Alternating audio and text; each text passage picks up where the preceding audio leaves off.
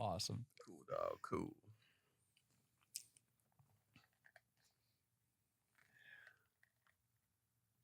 Haven't put these bad boys on in a while. They're plugged in. Yeah, you look fucking. These headphones, man, they changed them up a while ago. Yeah. And it's just funny because they're kind of big. I was they look like Mickey Mouse ears a little bit. I remember I had, I think Corey Hibben is his last name.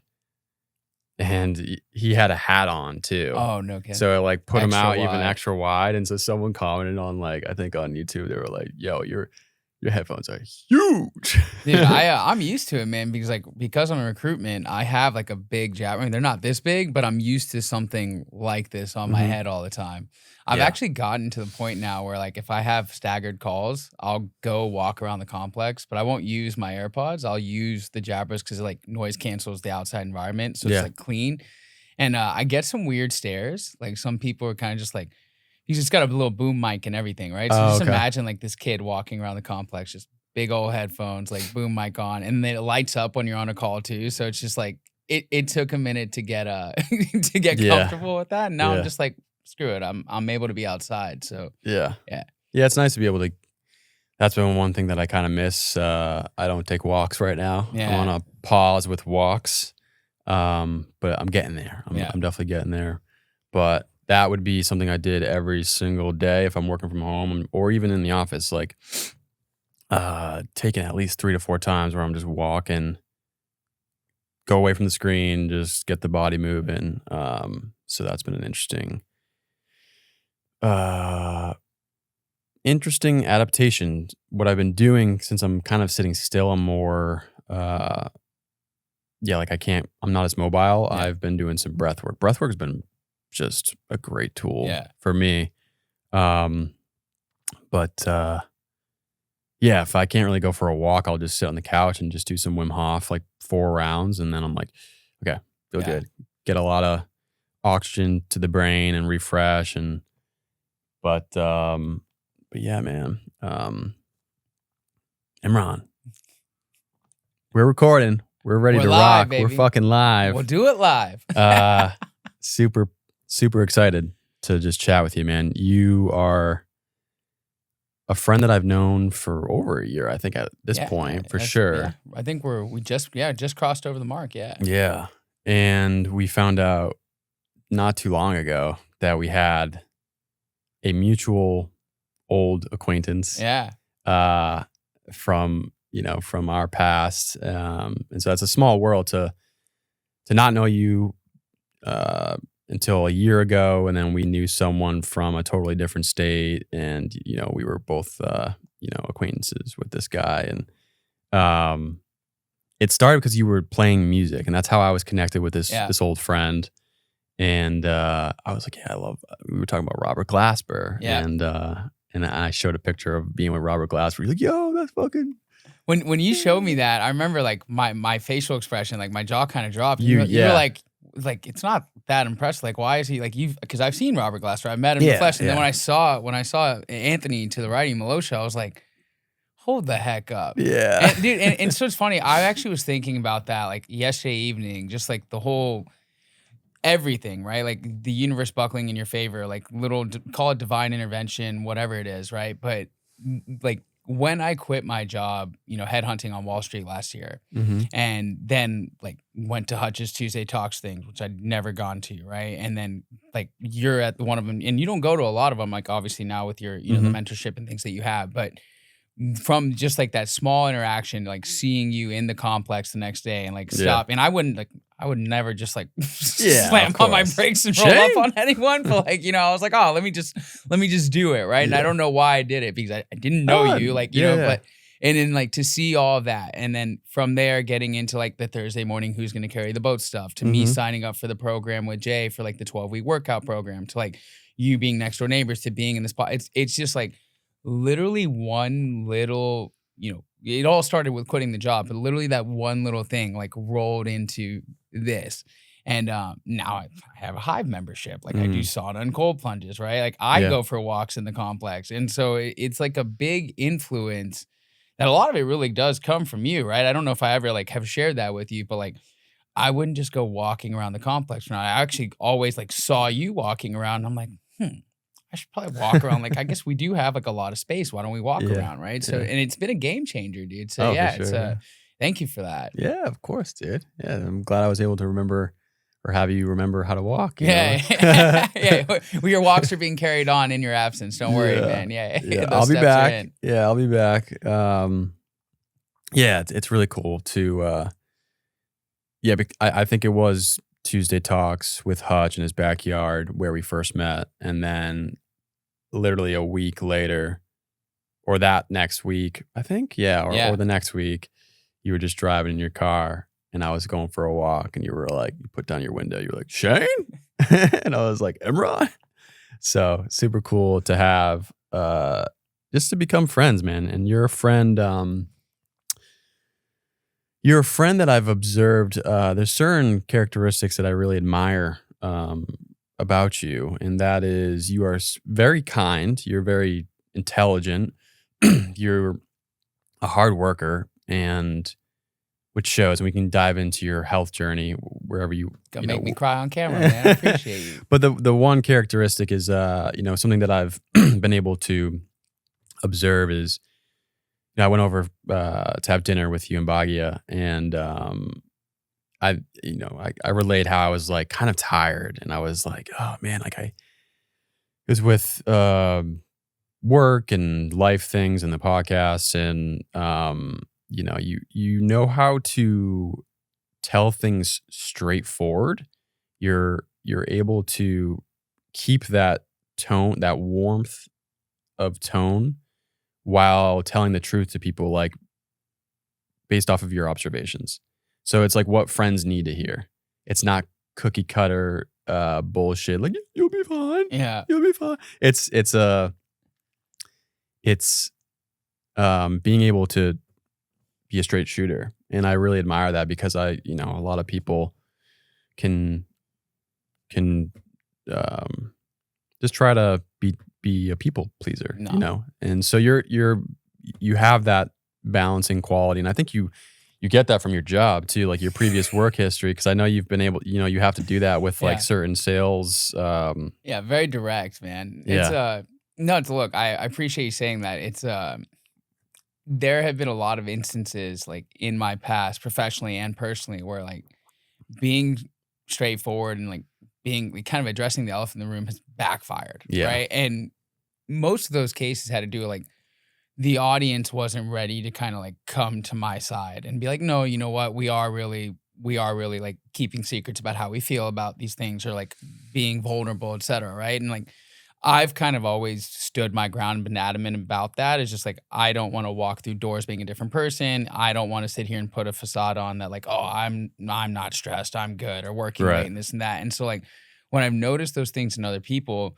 look, sometimes I've been wrong, right? Like sometimes I'll bring things up and be like, hey, like, I'm getting this vibe or this or that. And it's like, no, like I've read that. I'm like, oh, shoot, my bad, right? But you kind of got to shoot. And yeah, when you came over that time and we were talking, it's just like, it was just one of those things, man. It's like, I think people are okay having their interactions, but like when you develop like a really good bond and relationship with people, it's like you want to see people grow. And like if you feel someone stuck in this rut, I've had people do that for me in my life, right? And those interactions, I mean, this dates back to when I was over 300 pounds at my fraternity, and one of my fraternity brothers was kind of a dick about it. Justin, if you're watching this, but at the same time, I've shot him messages like telling him like, thank you for that. You were the reason that I went on this health journey, because he came from a place of care. And when we actually got into it, he's like, you're going to die if you go down this path, right? And no one else wanted to tell me that. People they were cool with me just getting drunk all the time and like raiding the fraternity,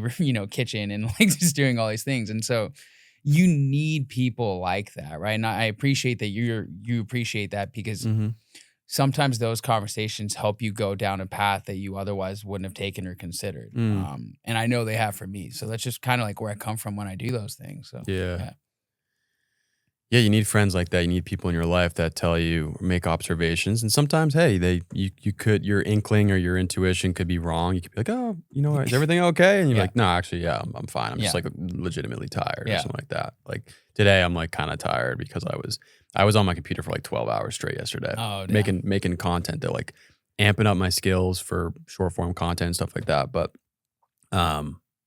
yeah, like having a friend where you're able to just be yourself and be able to talk about like some of the first conversations we've had around the apartment complex while we're walking is about some of the dark aspects of us when we were drinking or when we were in stages of kind of like just mindless consumption. Yeah. And, you know, I've I've thought about those stages in my life and how like sometimes it brings up shame, but also, man, it put me into gear to be where I am today, you know, and yeah, I'm grateful. I think one of Jay's more recent speeches at the Do Hard Things conference, I thought, what was it? It was like gratitude for the challenges or something along those lines.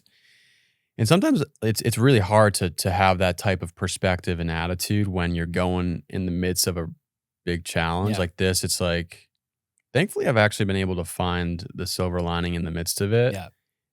Like genuinely too. Like it's not just trying to just like intellectual positive thinking, but you don't actually feel it. You know, like I have felt it because I was going back to the conversation while having dinner at your place. I was tired. I was real tired. And also trying to do inner work. So like while working and doing these different projects and stuff like that. And so I needed the break. Like I needed something that would, I'm just putting my phone on Do Not Disturb. Good. I needed something that would literally sit me on my ass and be like, dude, chill out. Yeah. And this, you got it. I definitely got it. Even though I went to go do ayahuasca while also injuring myself. Hey, dude, that in itself too. When you went, right, it's like, it just shows your commitment. Because look, there's certain things where it's like, or even we were kind of sitting there questioning, like, okay, like, is this a lesson from the universe for you to not go to this? Right? And it's like, sometimes you do things when, I wouldn't even say out of stubbornness, right? But out of commitment and out of passion. Like this was one of those boxes that you wanted to check, and the support was there, and even the story you told me when you were actually like in the midst of it with wild. And I can get into that real quick. Oh, dude, go for it. I think it's I don't know if you've shared it on any of the podcasts because it's like pretty wild. Gives me chills. Yeah. So I wrote a blog recently, and I'm trying to get better at writing. Definitely need to improve. I've asked for multiple points of feedback, and I've gotten great points of feedback from people. Yeah, totally cool. But like I've gotten different points of feedback from people that I value their perspective, their intelligence, and so I'm gonna work on trying to get better. But the blog I wrote was kind of like somewhat of a journal entry, but also trying to motivate others to like pursue their own thing. Like what is the message you're trying to convey to the reader, versus also, it might have been just something for my own process of like discovering and changing my perspective. But I wrote it in the blog, and so I scheduled another sit with ayahuasca. It was my third one, and third one in over a year, and I scheduled it at least 2 months prior to injuring myself. And there's a concept that is known around the number 3. Things come in threes, and I feel like that was the case with this one. I did my first one in March 2023, second sit with ayahuasca in October 2023, and then this third one was in February of this year. And the first 2 times that I did them in 2023, it was challenging, but I walked away with them with more energy, and I was just like ready to go. I felt really good, and I, processed certain things. When I signed up, and every time I've signed up for them, there is this, once you kind of make this contract with yourself, whether it's subconscious or if you want to dive in, or you take the perspective of it being a spiritual thing. Like different spirits are working with you. You can go either way, but I have found it to be evident that when you do it something clicks, something changes within you. And so that's happened for the first two, where I like started to think about what are my intentions? Like, what am I trying to bring to this? And this third one, man, I was going in that's what like that when I had dinner with you guys, I was going through the motions of emotional and mental turmoil. And I was like, I think it was like a combination of the things that kind of bubbled up to the surface from the first two, sits with ayahuasca. And then also, just kind of going in overdrive, working hard for the past 2 years while I've been in Austin. And so when I, as I was going through it, I was like talking to different, my mentor, Julian, who went to this, he went to the third ayahuasca sit. It was in Oregon.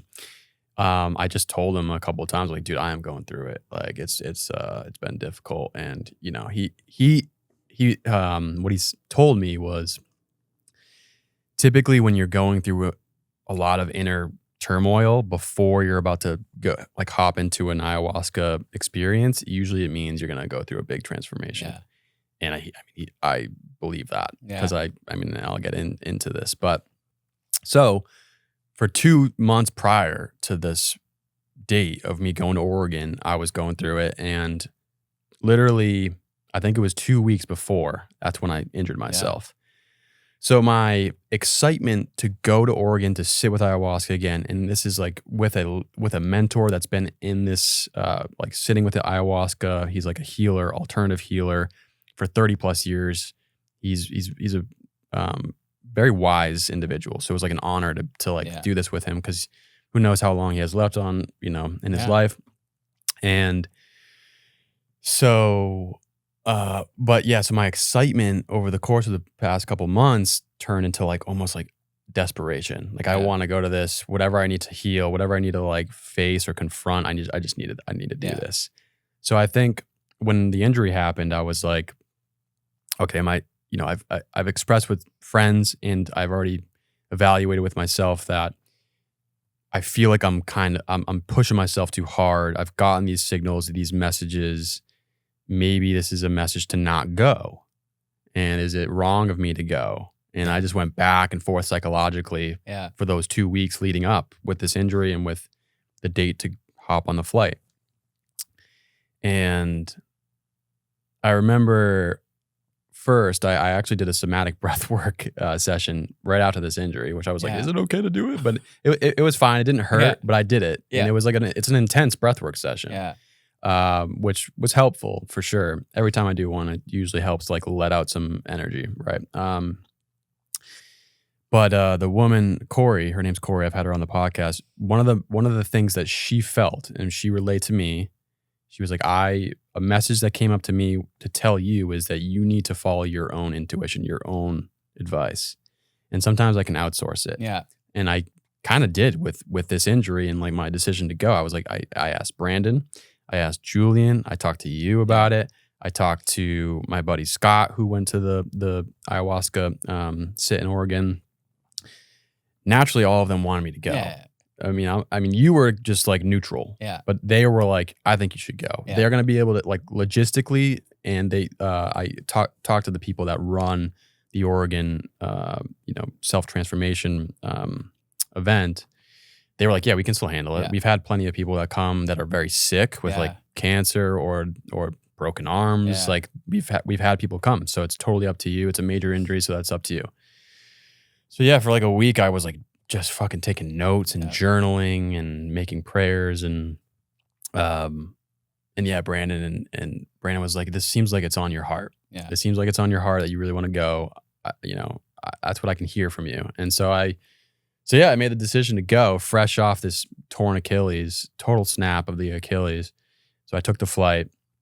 Thank God they had a wheelchair service in both airports, because it was like literally, it wasn't a direct flight. It was from Austin to Utah, Salt Lake City, and literally my gate getting into Salt Lake City, the connecting the flight to go to Oregon was opposite sides. So thank God I had a wheelchair service, because it was literally complete opposite side. Don't you love how that works? It's just like, you want to do this? we're gonna make sure you really want to do this. Yeah. And I like, I had crutches, I had a backpack, I didn't check my bag. So it was kind of tough, but I was able to get there. It was pretty smooth overall, the whole transportation there. So I was like, okay. And so yeah, man, it's a 3-day sit. First day was they were all pretty intense. Every single time I do a ceremony with ayahuasca, it's pretty intense. Yeah. But the second day, at the very end, I had easily the biggest emotional release I've ever had in my entire life. Just was bawling my eyes out. Didn't know where it was coming from. I was like literally like breathing. It just started to bubble up, and I was like, "Where is this?" Like, it's not it's not really that conscious of there was a conscious thought, but and it just happened. And so my buddy Scott, who we were sharing an Airbnb with Brandon, he came over. He could see that I was going through the motions, and the ceremony pretty much commenced, right? And so he comes over. He gives me a huge hug.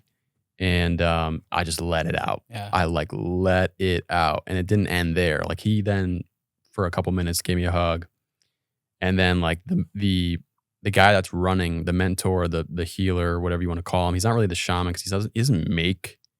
I guess you could call him the shaman, but like shaman, I believe is someone that makes the medicine too. He didn't really make it, but he's holding the space. His son came over after Scott left and was helping me also process. Like that's how intense I was going through. It was like a 5-minute thing of me, what I believe, letting out a lot of unexpressed emotions from like 2 decades, like stored in my body. Huge. It was maybe a combination of grief, like letting out fear that was held, anger, all these different things. And it felt really good. While it was happening, it felt really good. And so day 3 comes around, and I plucked up the courage to go up to the guy that's holding the space. His name is Jonathan Goldman. He's somewhat well known. He's got a book called Gift of the Body. And I went up to him before the 3rd ceremony began, and I said, "Hey, Jonathan, I just wanted to seek your wisdom here and your guidance." At the very end of the 2nd ceremony, I let out a huge release of emotions. He's like, "Yep, I saw it." Yeah. I saw it happen. And because his son went over, like, so he saw his son come over and stuff. And I told him, I think what I did was, without getting too into the weeds of like my own personal stuff that was happening, like I said, certain things happened when I was really young, and I've talked about them before on the podcast, where I released a lot of the anxiety, the anger, the grief from when I was really young. Today, my intention is to now release some of the like excessive fear of judgment. Yeah. And I want to release that excessive fear of judgment that was most likely a way of defending myself when I was young. But now it doesn't serve me as an adult. I want to release that excessive fear of judgment to speak my truth in a more powerful, strong way. And he looks at me and he goes, "Well, first of all, you're speaking your truth right now." Yeah. And we both started like kind of giggling. And he says a few different words, right? And then we take the first cup. So we take the first cup, we're going through it. And the first cup, I mean, I'm not really releasing any emotions, but physically I'm shaking everywhere. Yeah. Everything is like uncontrollably shaking, like almost like letting out the jitters of, because when you're like in a fearful state, you're tense. You can tense up your abs, close your throat when you're in a fight or flight. And I think it was kind of just like shedding off that remainder of whatever it was. So we go through that. I go through, it's a powerful thing. Second cup, we take the second cup, and I'm like, okay, we're taking the second cup. Every time you take the set, like each cup, usually it kicks back in and you're in it. Yeah. Where everybody's like finishing up, like the line's finishing up to take the second cup. We hop back in the temple, and Jonathan, the main head honcho, who's holding the space, he's kind of running the show. He's walking in. I hope he doesn't mind me sharing this, but he literally, as he's walking, this guy's like 70 years old. He's walking to go towards where his seat is, and he just jerks up his left leg. Yeah. And his whole family's there. Yeah. And they're all like, and everybody, there's like 40 people in this. They all stare at him. They're like, oh, what just happened? Yeah. He goes, oh. And it was like a clear indication that he just did something. Yeah. And I thought, and maybe this is me, my reticular activating system thinking it, but I thought I heard him say, I think that was my Achilles. Yeah. The same exact leg, the same exact injury as me. And I start spiraling. And I like that. And just to remind anybody who's listening, I just took the second cup. And so I start feeling the medicine come in, and I go down a psychological story of fear and anxiety. Yeah. I'm just like, I brought this on him. I shouldn't have come, because like going back to before taking the flight, like for 2 weeks, I was debating on even coming. Yeah. And I was like, I probably shouldn't have even come here. I put a curse on him or something. Or like sometimes alternative healers that work with different energy, energy medicine, whatever you want to call it, they can take on other people's issues. And I was like, I think I just did that to him. Yeah. And so I spiraled for 15 to 20 minutes of anxiety, just anxiety of stories. Thing, man. And I was just like, this is my fault. I shouldn't have come here. I should never do ayahuasca again. I don't even know if I'm going to take the third cup. Maybe I should sit the third cup out. This is my fault. His like certain parts, like certain parts of his family were just like upset about the fact that he just injured himself. Oh man. And I was like, this is all my fault. And yeah, I spiraled for a long time. And I eventually, after 15 minutes, I just got an aha moment. Yeah. I remember the conversation that I had with him, and I was like, oh my God, this is exactly what I asked him. It's the fear of judgment. Yeah. And it was a lesson of the fear of judgment is connected to the stories I would create within myself. We all do this, but this was like a profound, intense way of recognizing the stories I create. Yeah. And it was funny because at the very end of that was the third day, at the very end of it, I like hopped over to him once it commenced, thinking he was going to be mad at me. And he just has a big smile on his face, and he goes, yeah, we're in the same club now. So anyways, it was just like a pretty profound moment. And I walked away, especially after that, knowing like this was perfect. Yeah. And he's fine. Like I did a class and a course with him for weeks after it happened, and he was standing up and walking. Yeah. So it wasn't like a major thing, but in the moment, it was like he had to like use crutches and use people to, So it was just a pretty visceral thing. And to this day, I feel like the 3 sits that I've had in the course of the past year and a half with ayahuasca, this third one was like, I'm not saying everything's over and done with and I've processed everything, but it really was like, it felt like somewhat of a kind of conclusion to what I was initially working on. So yeah, I know that was a pretty lengthy description of that, but that was something that's been helpful for me to kind of relax my body. Yeah. And then the months, I mean, this is back in February. It's now, May 11th. It's crazy. It's been that long. Yeah. I've just felt some of the other bodily,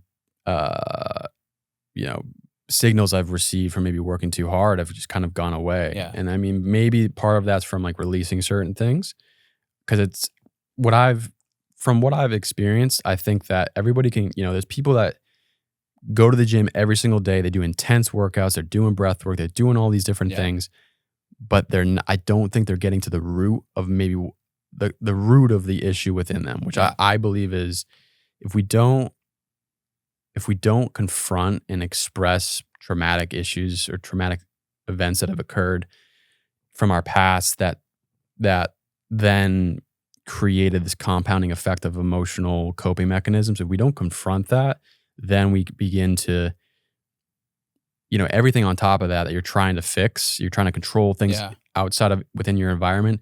It's not really going to be helpful. Like you have to kind of confront that. And so, it's been a blessing to be able to do that. And then months later, I still took I'm kind of back in the rhythm of doing the podcast, like with you and other guests. I'm talking to someone tomorrow, but I feel like I've learned a lot of like rest is important and making sure that you balance things out. And so I've felt, I've had a lot of clarity. I've been able to rest, and it's been a wild journey for sure. It's like watching you go through this, right? Because I still remember, I think I was the first day of Jay's program when I was like leaving the gym, and I saw your text, and you were like, "Yo, I'm at the hospital," or like this happened, like to where you're at now, right? And even when you came over for dinner before, like I think it was a couple weeks before all this had happened, you have doubled down on your purpose and your drive, but clearly with a lot of that baggage kind of shedded, right? Or at least you've sorted through it and organized it. You know what I mean? Like it's not just a bunch of clothes in a suitcase anymore, right? It's like you've rolled up, everything's organized now, right? Yeah. And I think that's really important. And it's like it's an interesting topic. So I just went back home, excuse me, for my mom's birthday, and like my family and like, you know, it's like, all right, maybe they again, speaking of things people may not want out on here, right? But hopefully my uncle and my aunt, my parents don't ever watch this. I don't think they will. I'm not that big of a podcast. Yeah, well, you know, maybe I'll just send it to them after and be like, watch this. It's gotten to that point where, you know, family dynamics, like, so my mom's mom, my biological grandmother, her mom passed away when she was like 10 years old. And so my mom has one, you know, full-blooded biological sister, and then she has a bunch of like half brothers and half sisters. And there's that happened at a young age that she didn't really get to process, right? Because my grandfather remarried, and then like, you know, they had more siblings, and she kind of had to be like the head of that household and help in a lot of ways, et cetera. And there was an interesting relationship with her stepmom. And then, you know, fast forward to her getting married to my dad, and my dad's brother and his wife, my aunt, and then my grandmother, and like all these different dynamics that played. And so when we went home this time, I didn't realize it as much growing up now as I do as an adult, and how I see things and like deal with tension and kind of how you mentioned just addressing the elephant in the room with people. I didn't realize how bad it was until now, like what was being carried and what she had never kind of shedded. And so I kind of had this conversation with her because her and my dad are celebrating their 41st anniversary this month. And so that means, you know, this dynamic with her, my aunt, my uncle, my grandma, et cetera, has been going on for over 40 years. And I kind of just sat with her and we talked like late into the night on my last night in Houston before we came back. And I was like, does it feel good to just hold on to this? Like, right? Like do you realize how much this has consumed you? And there was like complete and utter denial. I mean, it was like, no, you asked her that. Yeah. Okay. And at the beginning, right? Because it ended up becoming like a 2-hour conversation. And to preface this, I had visited my aunt earlier in that day, and she had vented for like an hour and a half as well. And right, it was unexpected, like nothing to poke at. It just kind of came out. And I don't know if like I'm in a better place in life now to where like the universe is like, look, like you've done some work. I'm not perfect by any means, but it's like you've done some work. You'll be straightforward with people. You can help here, right? And I've kind of always manifested a little bit of like, I want to help people. I want to coach. I want to do these things. So I don't know what triggered it, but these conversations all happen in the same day from two people who have two very different sides and experiences of this story. And they're both carrying this from different perspectives of dealing with like family dynamic of my grandmother and her, you know, and my uncle's grandmother and things like that. And so, sorry, I know it's kind of like a little all over the place, but what it came down to was I was looking into like a direct image of what I don't want to happen for me, right? And I think what you don't want for you is we don't want to get older and just realize that we're just carrying this baggage with us the whole time. We never processed it. We never tried to make peace with it. We never like let it go. And it was like a great reminder, but it was also awesome because there was a point in the conversation where my mom kind of turned, and the way I forget the way I'd worded it, but she just kind of sat there and she's like, no one's ever talked to me about it. Like no one's ever brought it up this way. I just kind of get to vent about it, and it does consume her, right? And so it's like taking steps to either have that conversation or to just make peace with it and understand, look, if it hasn't changed after 40 years, right? Older than both of us in this room right now, right? Like if it hasn't changed after that, then you need to make peace. If you can't make peace with the other person, or if you don't want to sit down and settle it and go through it and address it, then you need to find a way to rid it for yourself. And so we actually got into a little bit of a just like 4x4 box breathing. But oh, cool. we did that, and it was crazy because it was my mom was sitting on the couch, Baggy was next to her, and I was like on this other chair over here. And we kind of like all opened our eyes after a minute, and I just like saw tears coming out of my mom's eyes.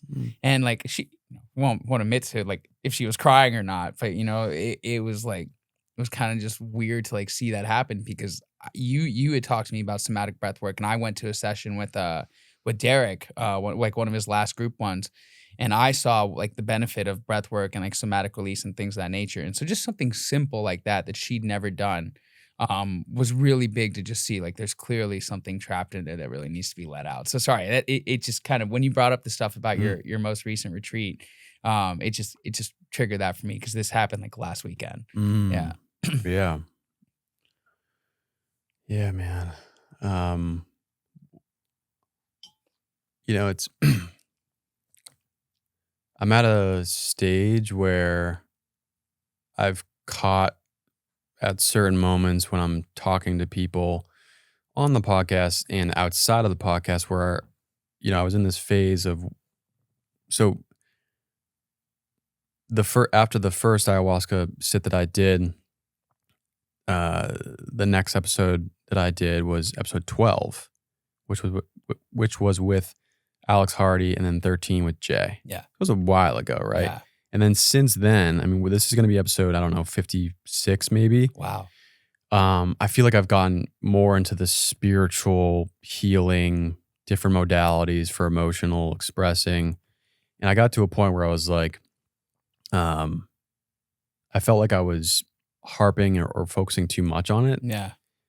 To an extent, because there's this phrase and concept and maybe mantra within that space where we're always healing. Yeah. And I guess that may be true. Sometimes I wonder if that can promote self limitations. Because in a way, if you're always healing, that somewhat subconsciously might imply that we're always somewhat broken. Yeah, we're always hurting. Hurting and stuff. And so I bring that up because it's been a balance for me to recognize the power of doing this work, right? When I go back home, when I've gone back home after these experiences that I've had, I could then see within myself the transformation with family members. There's a quote, I think it's Jack Kornfield, where he states, if you think you're so enlightened, go back home to your family. Yeah. And then you'll know if you're really enlightened. Because they are the ones that can promote those pricks within you of like, oh yeah, maybe I'm not so high and mighty on my high horse, you know? So, but when I went back home, I was able to have these conversations with people that just felt almost like an effortless confidence. Yeah. And also having so much more compassion and gratitude and empathy for my family members versus maybe at a separate time in the past where I had maybe a little bit of hostility or anger at certain family members. And so that's important. And then what you just described with your grandmother and your mom, like that's beautiful to be able to do that. So to have that capacity as a man to be able to do this, I think is super important because, you know, on the other end of the spectrum, I come from Massachusetts, and I think this is not even just Massachusetts, but other parts of the world where men are just kind of like, oh, you know, if I want to pull out the Boston accent, be like, you're a fucking pussy, man. Don't like if you even talk about anything with emotions, like it's just you fucking gay or something, you know, like that's literally a Boston thing, or like, you know, New England thing to say, you know, when you talk to other friends that are males about this stuff. And so a part of me has been having this balance of like, okay, I've worked on these things. I've now been able to, through action and experience, not just like thoughts, see the impact it's had. And that impact has been a net positive in my view. But then it's gotten to a point of like, okay, am I a little bit too focused on everything is beautiful and spiritual? Like there's also dark and ugly aspects of life that you have to confront with a realistic approach. And so yeah, I've become aware of that. And I was just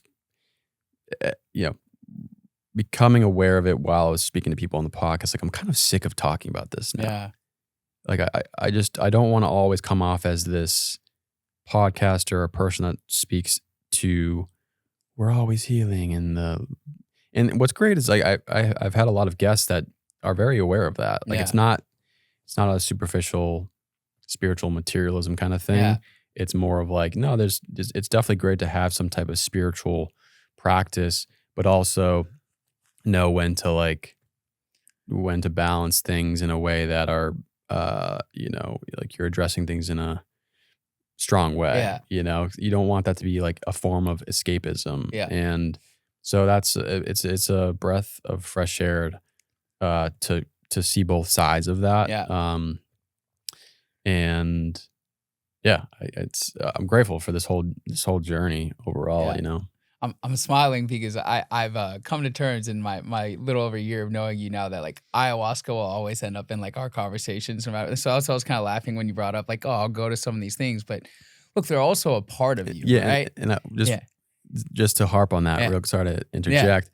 but I felt like I was talking about ayahuasca so much, and I was talking about different things all the time, and like a part of it was like forming to my identity. Yeah. And I've brought this up before. Yeah. It doesn't solve everything. It's a tool. Yeah. And I also don't want anything to be really, this comes to attachments. Yeah. You never want anything to be a strong attachment. Some people, they go through really difficult things in life, and they're attached to alcohol. They're attached to weed. They're attached to sugar, Netflix, whatever. Then they find ayahuasca. They find these things. It transforms them. They get this incredible cathartic euphoria. Yeah. And then they're attached to ayahuasca. And I've had a guest, his name is Stephen Young, on. He talks about people he's met previously. They were like chasing the carrot of cars and jobs and being a CEO. And then the carrot was really taking pictures of themselves at ayahuasca ceremonies. Like, so it's still this like somewhat of a little bit of a, how do I describe it?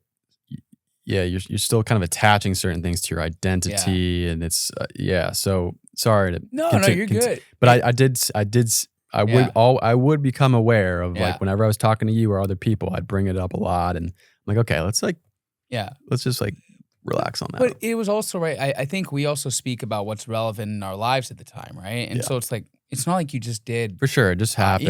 You didn't just do Aya once and you're still talking about it a year later, right? Like you have scheduled, like you even have another one scheduled this year, right? In October, right? So what I'm saying is, right, it's not like it's just one of those things like, oh, I went back to this retreat and you're still talking about it to this day. Like you're still practicing it and going to, like, you have future retreats scheduled, right? And the work was still being done. So I think it just comes up in that way because that's like your not, I wouldn't say your anchor, right? But it's just the benchmark you have for the time. Like when I was smoking weed and drinking all the time, right? And like, chasing tail, that was all I talked about, right? When I got into like recruitment and Wall Street, and that was like what you spend your time on is what you will end up conversing about, right?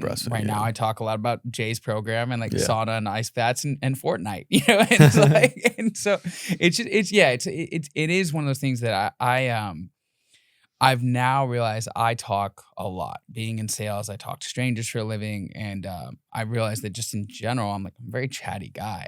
But I've come across like a few people who get chatty as well, and I've had to like sit there and kind of have that moment where I'm like, oh my God, am I putting this on other people like this? Like, is it exhausting for people to listen to me sometimes?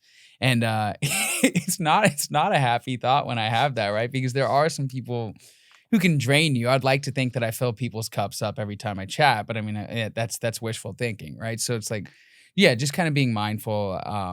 Some friends in my group, we always have like a, hey, can I go on a rant about this, or like set the intention, like if they just want to vent about it, or if they want some solicited like feedback, et cetera, right? And so like kind of just checking that with people makes it to where like they're a little more receiving to certain things, right? So it's not like, oh, don't talk about these things. Like if it's on your heart to talk about it, Sure. I think all I've realized for me with certain things is like, let me just make sure people have space for that. Mhm. As long as they do, Yeah. you got the green light, you know? Yeah.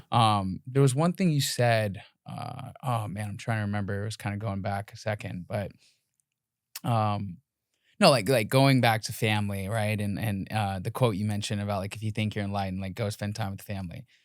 I remember spending so much time going home, and just like because of all the positive, changes I made in my life, wanting to like project that onto like mom and dad or my Sure. grandma or Same my here. brother, right? And it just got to a point where like my parents were like, shut up. like we don't want to hear about this. Like we just Yeah. want to chill, right? And I realized it wasn't just coming from like this place of pride and being like really feeling accomplished in what I've done, like the transformation. I like kind of was getting my payback for because my parents growing up would just push things on me, right? And so I feel like part of me was like when I sat with it was like I'm just kind of jabbing this back in there, like throwing this back in their faces, like oh yeah, like how does it feel, right? Like just like just kind of like in your face all the time, and so like sometimes even when things like you think your intention is good, sometimes it's not, right? Like I'm this enlightened Imran going back home and no, I don't think the intention of what I was trying to set was good. Like ultimately, yes, if they get healthier, lose weight, eat healthier, have healthier thoughts, etc. Sure, that's net positive, but the source and intention, it wasn't necessarily right.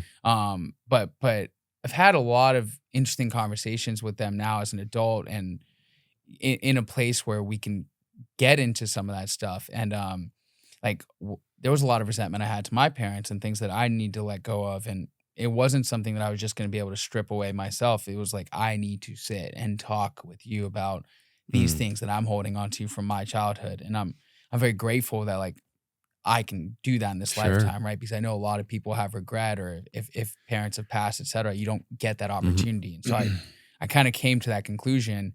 And I remember just very vividly them sitting on a couch looking up and my mom and my dad were like, look, we just did what we thought was right raising you, right? Like we'd come to this country, we didn't know what we were doing. And my mom literally even said, she goes, we didn't know what the heck we were doing. Like we were just figuring it out every day. But as kids, we don't look at our parents and like we look at them like you are the judge, jury, and executioner. Like you are, right from wrong, everything.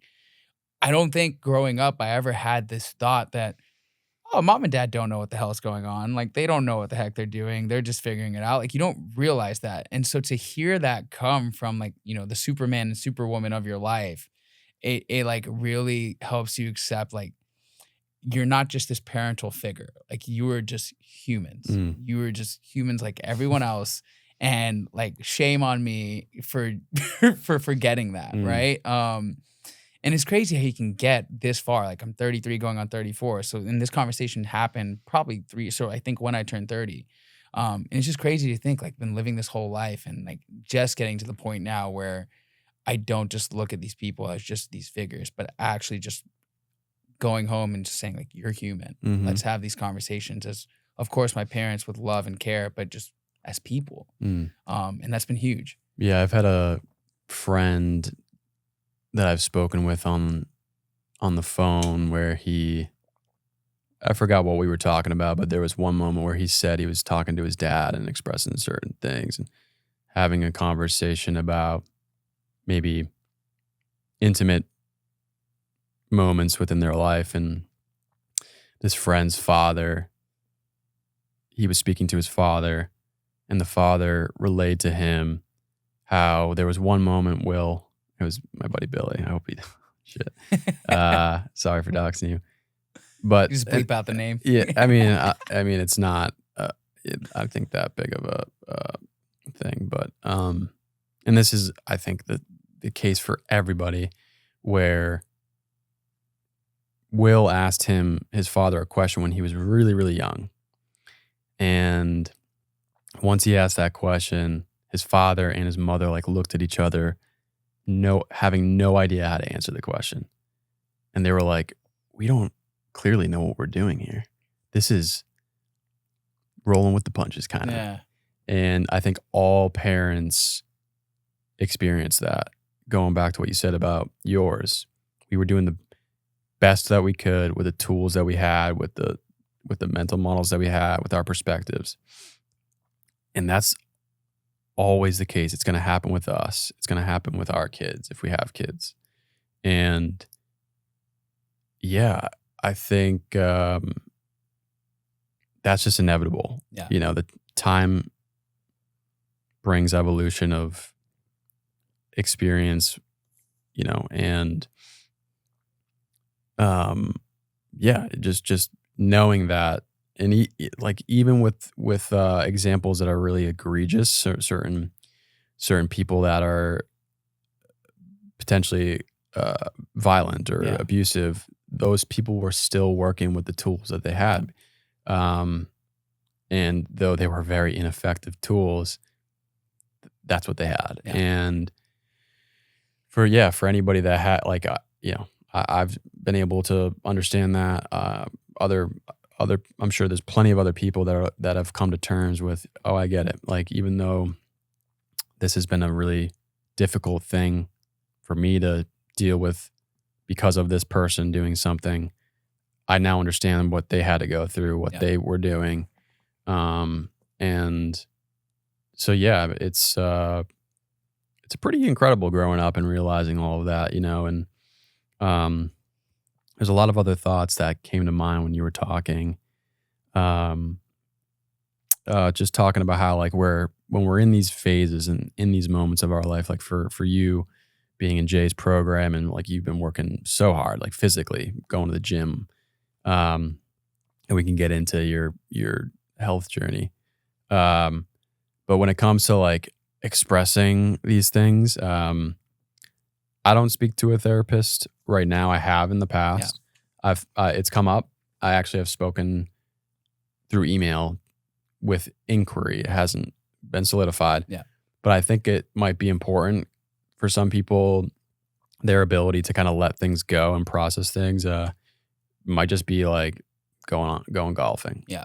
And then they go through certain things while they're going golfing, or maybe going to the gym is a healthy outlet. Some people might go to the gym and they don't process it. They're just they're shoving it. But when you go to therapy, I think it's important. And once again, I think it comes down to having some balance, because I've recently listened to someone. She's been doing a tour for her book. She's been on Joe Rogan. She's been on Chris Williamson. And it's essentially like the over prescription and the over therapizing of kids currently in modern day, and how that's somewhat making us maybe a little bit weaker or less anti-fragile. And she said something interesting. She was saying how we're always just talking about, oh, I have anxiety and I have depression. And just saying, I have that. Yeah.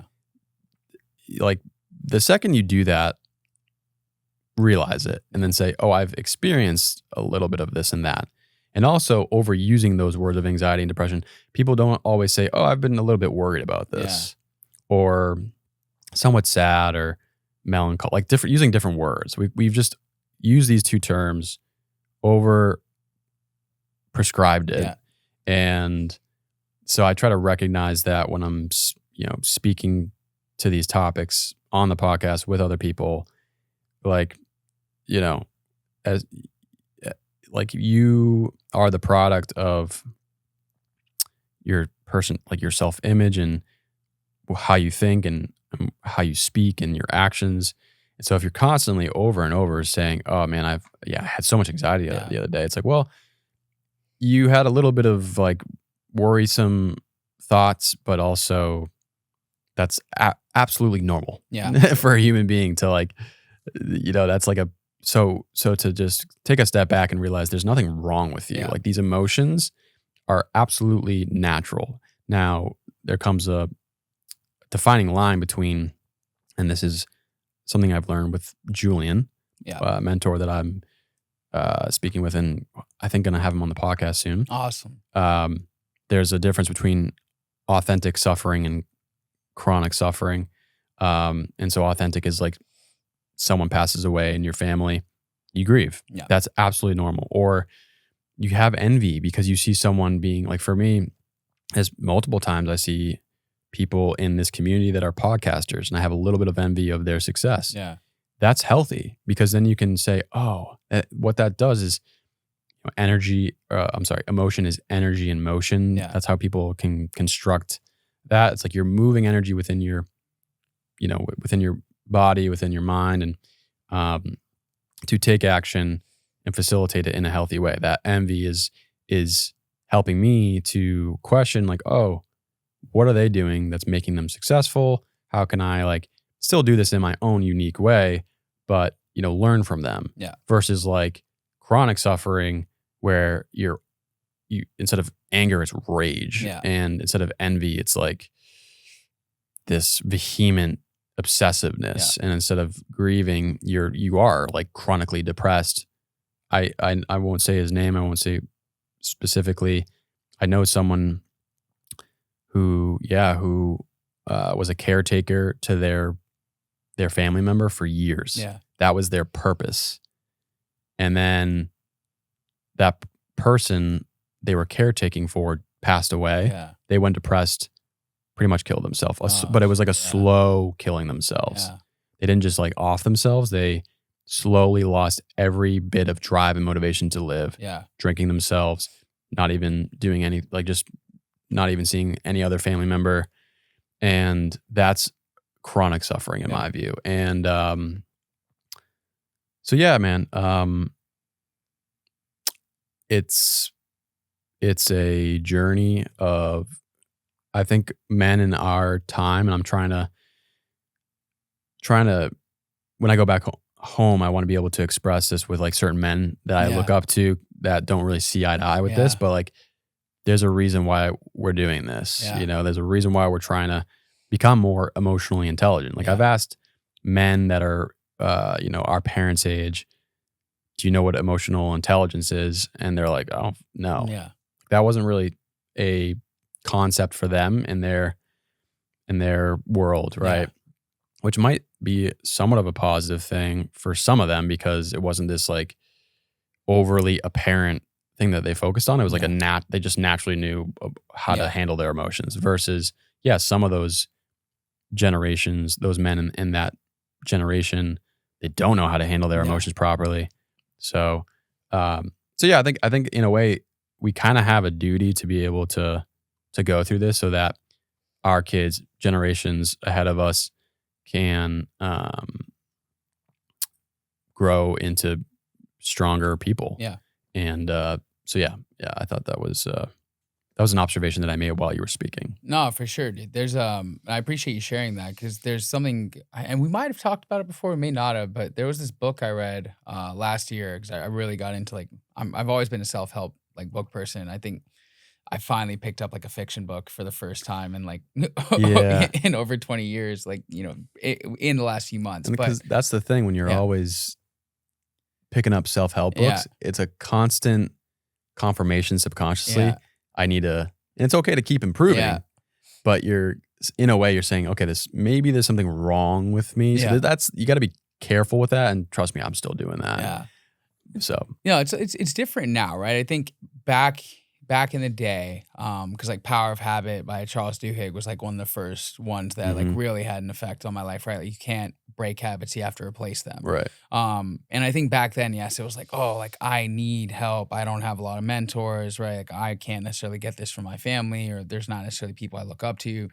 Now it's like different, right? It kind of gets into like, okay, well, there are people I follow, either YouTubers or they're just Goggins, obviously, is like one thing. Kind of look like him, but right there are people that I follow now, but just more so like knowledge seeking and perspective. But like if I can add something to the tool belt, then great. But there was one I read, and it goes into a lot of what you mentioned about like this depression, anxiety, these different feelings, and like I was just worried. But it's called "The Mountain Is You" by I don't know how to pronounce it, but Brianna Wiest. But it just talks about how there's self-sabotaging and how there's different levels of comfort when we go to certain emotions and ruminations and things of that nature. But you have to sit and feel all types of emotions, right? You can't just be happy and grateful all the time. Like you have to go through and sit with your sadness and your grief and your worries and anxiety and depression and all these thoughts, right? And then when you sit and you feel all those emotions, because the mind has to go through those, like you can't just live this happy life without it, from her perspective, then and only then, like, will you be able to sit and fully feel those moments of happiness as well, right? And I think it's kind of like what you mentioned. It's like, look, I think gratitude is great, right? I see the benefits of a gratitude journal. I think it helps with some programming, but at the end of the day, just because you're always trying to find gratitude doesn't mean you're always happy, right? It doesn't mean you're always grateful. It just means that you're practicing letting your mind go in that direction. But if you don't sit with the shitty times, then and you don't feel those, then how are you supposed to fully maximize those really, those peak highs in life as well? And I think that's like a thing I've noticed is I would suffocate those things. And one thing you mentioned about like guys just kind of sweep things under. So I very clearly remember, and this is back when I was drinking. It was my last holiday party when I was headhunting on Wall Street. We were in London. We were at like some after hours club casino in Mayfair, like this posh area. And I was out with a couple of the Brits, and I was talking to these two guys, and I got into talking about therapy and mental health, and they're like, "Mate, what do you mean what is this rubbish?" And I was like, "No, yeah, I've used therapists. It's been very helpful for me." And they're like, "We don't believe in that shit over here." And I was like, okay, so I was like, "What do you do when things get to be too much?" And this one guy, I won't mention his name because he still works there. But if you go, literally this rug we have on the ground, I was like, "What do you do when things get too crazy?" He gets up and he picks up the edge of the rug and he pretends with a fake broom in his hand. He starts sweeping. He starts sweeping under the rug, and he's doing this in the casino in front of everyone. And I was like, okay, I'm like, what happens when that rug gets filled? And he gets in the middle of the rug and he starts just jumping up and down. I mean, it's 4 a.m. at this point. And I busted out laughing because I don't think anyone could have expressed a more accurate depiction of what people do with their baggage. And when things become too much, we just sweep and we just try to pack it in there. And I think we've all seen what happens when you get to that breaking point, right? There's only so much you can take and store and before it has this negative effect on you. So yeah, getting into the mental health therapy, look, very helpful. I don't currently see a therapist. I have in the past. And there's negative, it's a taboo thing and very negative stereotype, especially in the South Asian community growing up. But just in general, old school people don't believe in that. But yeah, I think because you can over pathologize, right? You can over pathologize and just you start thinking a little bit too much about yourself. And so if you're able to, if you do go through things that really do need to be figured out, that's great. But then after a certain moment, you don't necessarily need to go to the therapist anymore. Like you just said, you're not going anymore, which is great. You don't necessarily have to keep going. And going back to what you said about, feeling all the spectrums of emotions that you need to feel, that's that's exactly what you need to do to be a human being. It's the psychological labeling that we put on them. And there's a whole spectrum. Literally, there's books about diagrams that show a spin wheel of the main emotions that we all know, but then there's 20 different signatures of those, right? Melancholy, being worried, sadness, grief, happy, excited, exhilarated, all these different things, whatever. But if our mental models and concepts are just you just slap a label on anytime you feel that, that's I think for me a inadequate way to go through life. Yeah. So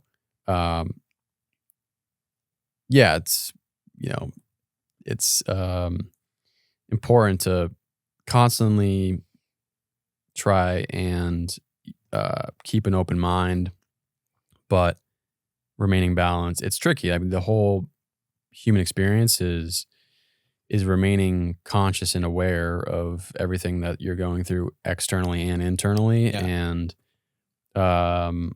you know, I think it's just, that example of that Brit. It's like such a classic situation where, you know, he's a little bit closed-minded there and he doesn't even think he's maybe closed-minded. But in their culture, there could be reasons why they didn't have therapy, because it's like, as soon as you get into that, going back to that author that I was speaking to, she says that some of these therapists, they're not helping progress that person to be stronger. They're just reinvigorating their self-victimhood. Yeah.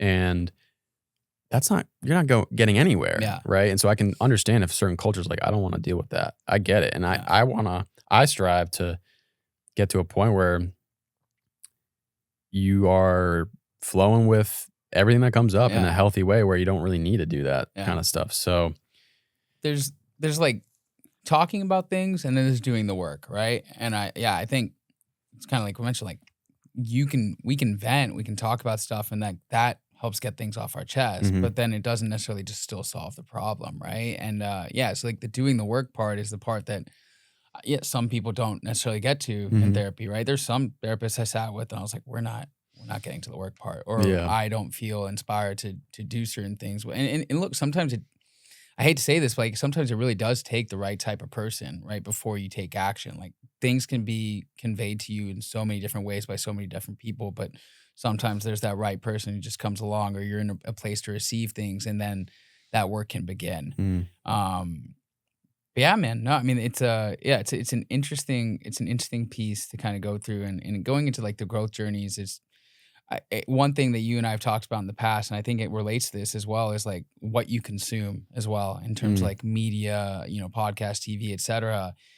Because some of these feelings, at least in my life, right, of anxiety, worries, etc., they weren't thoughts like I had. And I'll give a prime example. So my dad is like deathly terrified of flying in airplanes, and elevators as well. And so when he would get on airplanes, you know, my brother and I asked him, we're like, just describe to us, because we wanted to get him to travel. We're like, just describe to us what you feel, right? And he said, when I get on the airplane and they like, close the door, he goes, I just feel like that whole thing is like closing in on me, right? And it's like claustrophobia is what he's describing, but I've never heard that specific example. My brother and I flew all the time. After my dad said that, the next flight we took together, we had that feeling, right?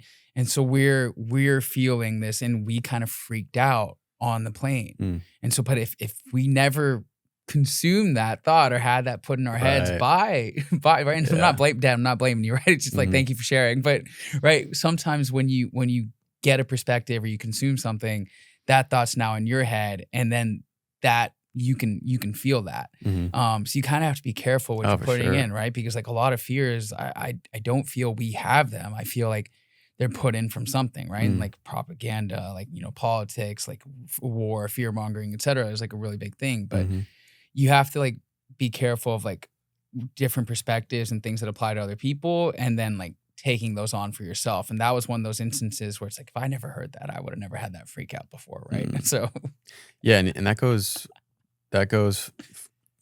for things that you might believe are positive too. I mean, you can think that doing an ice bath and sauna every single day is just gonna make you a super optimal human. It will. Shut the fuck up, Shane. Shut your mouth. We're done. We're done. Stop recording. What do you mean it won't? So it's like he just drops the mic, leaves. Sorry,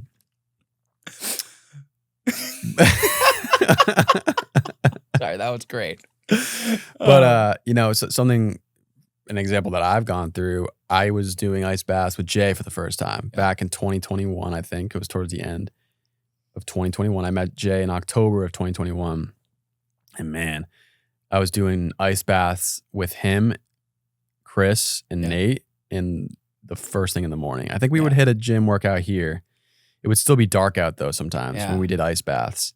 And my first time doing them was in the hive wasn't even existing. it was their only ice bath that they had. Yeah. And it was always like 32 degrees. Yeah. It wasn't 40 or 40, like lukewarm. So doing it for the first time, but it was difficult, but I would then come out of it like the first couple dozen times feeling unbelievable. But there were a few moments where I felt like I had an abrupt change in my heart rhythm. And I was like, okay, maybe this is shocking my system so much, stressing my body a little bit too much with cortisol. Yeah. And that's affecting, my cardiovascular health. And so, yeah, I mean, ice baths are like a huge trend. But they can also, they might not be great for you. And then this can apply for, even going back to gratitude. Like if you're just constantly seeing the best in everything and you're like you then ignore things, then that's going to come back on you. Yeah. So yeah, be careful what Naval Ravikant has said this, I think actually in the book that the Almanac of Naval Ravikant. And I will never forget this because in that book, he talks about, he promotes like, just keep reading. Yeah. Read, but also be careful what you read. Yeah. And I mean, there's certain books that are maybe classified as self-help or positive, inspirational books, but then, you can apply them in ways that might not really help you to the best of your ability. So yeah, that's a tricky thing for sure.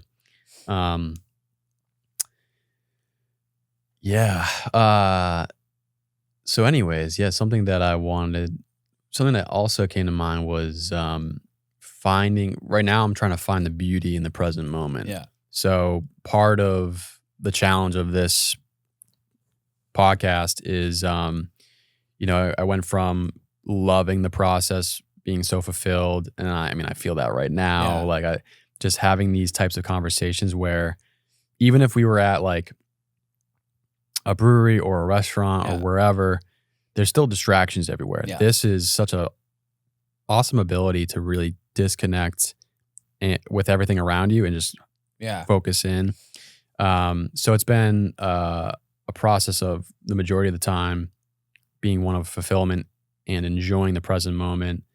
And then, gradually shifted to, okay, I got to keep planning ahead and like keep it going and doing this and that. And then my entire perspective and way of my relationship with it shifted to, oh man, this is like too much. And man, I'm not as excited to sit in the studio. And now I'm coming back to just finding the beauty in the things, even editing, even doing the short form. Last night, I went from 5:30 to 9:30. So 4 straight hours, maybe even more, of creating short form content.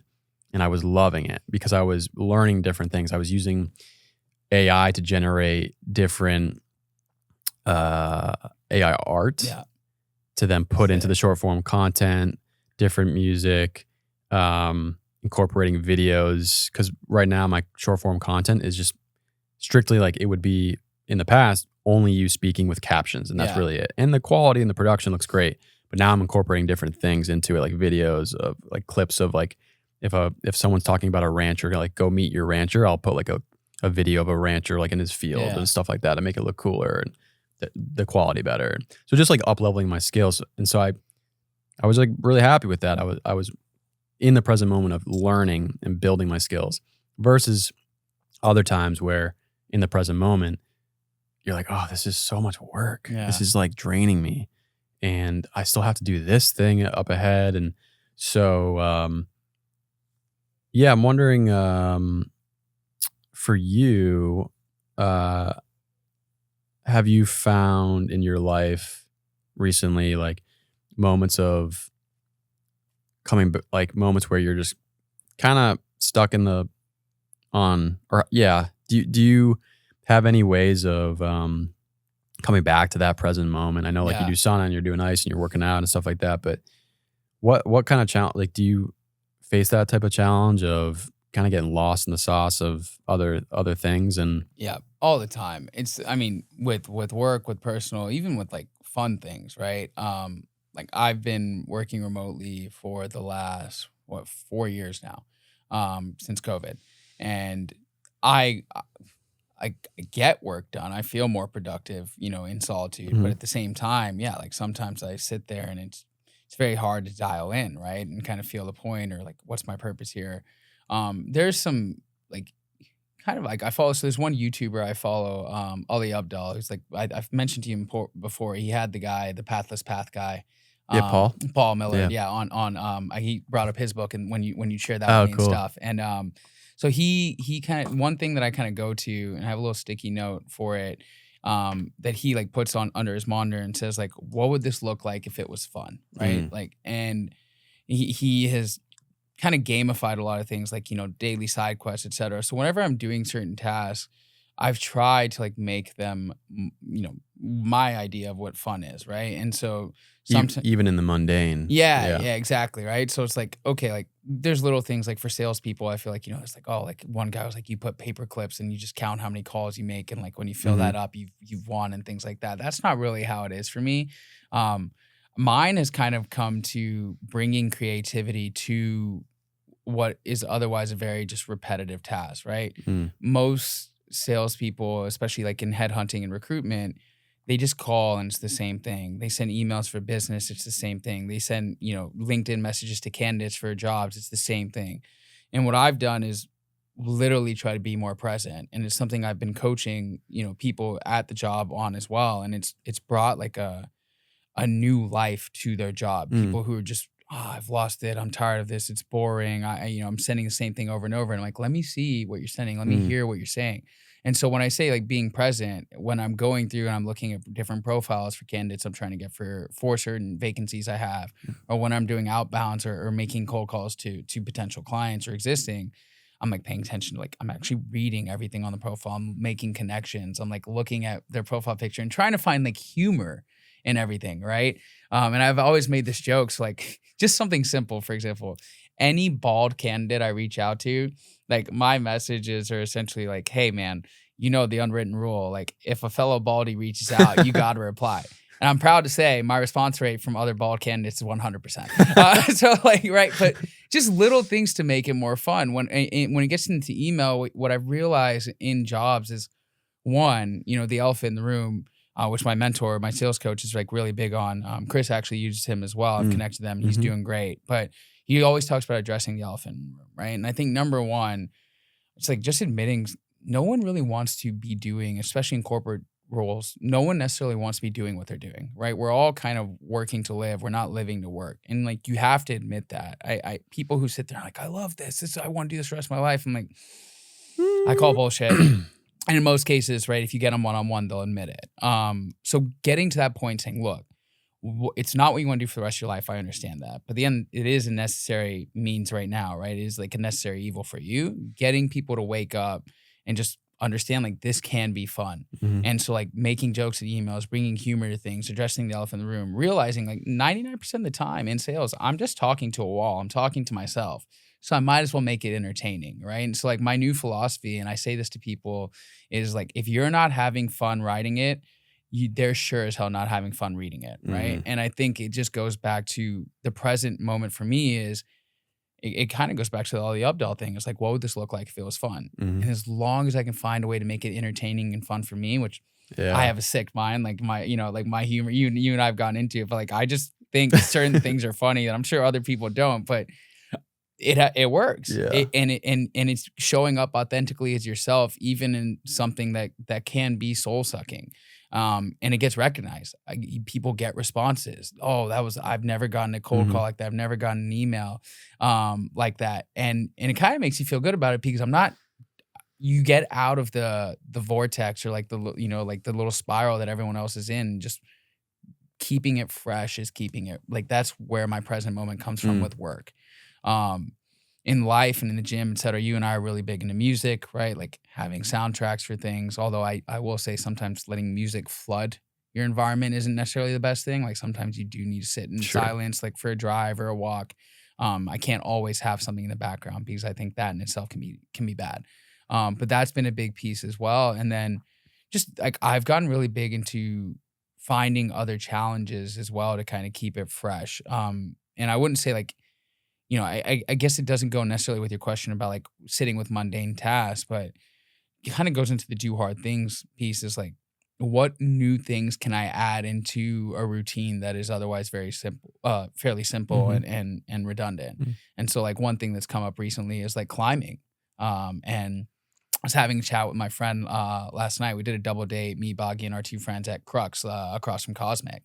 And one of my friends, Imran, was talking about how like when she climbs, it like really helps her get out of those like thoughts in her head, because like you have to focus on like the next grip. It's that otherwise you fall, or you have to like, you have to belay down. And so like that's been one thing that's come up coming on this podcast, like getting over a fear and just sitting here and realizing like when we're in this room now, like this is kind of crazy. I know we were kind of talking about, oh, should we wear the headphones, right? But I'm like so dialed into the conversation. That's why I love doing it. Yeah, like because otherwise I'm kind of like, oh, I'm getting old. I can't hear you, right? But like now I'm like, no, you're right. Like it's kind of wild to see that happen, right? So little things that have just popped up that help me keep things more present is like, even if you have a very straight routine, adding something fresh into it, just something that breaks from it, actually allows you to come back and be fully in it as well. But then if you can just sit with the routine and find a way to make it fun, in your case, creating these like creative forms of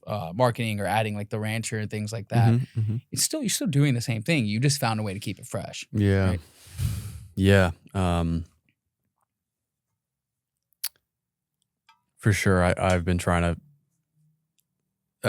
I'm speaking with someone tomorrow, and he's got this practice. His recent content has been focusing on your reticular activating system, which is essentially, it's the phenomena of, let's say you're planning on potentially getting a new car, and it's a Jeep Cherokee. Yeah. And then all of a sudden you haven't bought the car yet, or maybe you have, and you just keep seeing Jeep Cherokees everywhere you go. And that's how your mind works. It's your reticular activating system. Your visual senses are now more acute to that topic, to that thing. And that's why it's important to keep that certain reminders of gratitude and this and that, and then also recognizing when you have to, go through different, it's not like suffer, or it's not shoving things down and ignoring things. But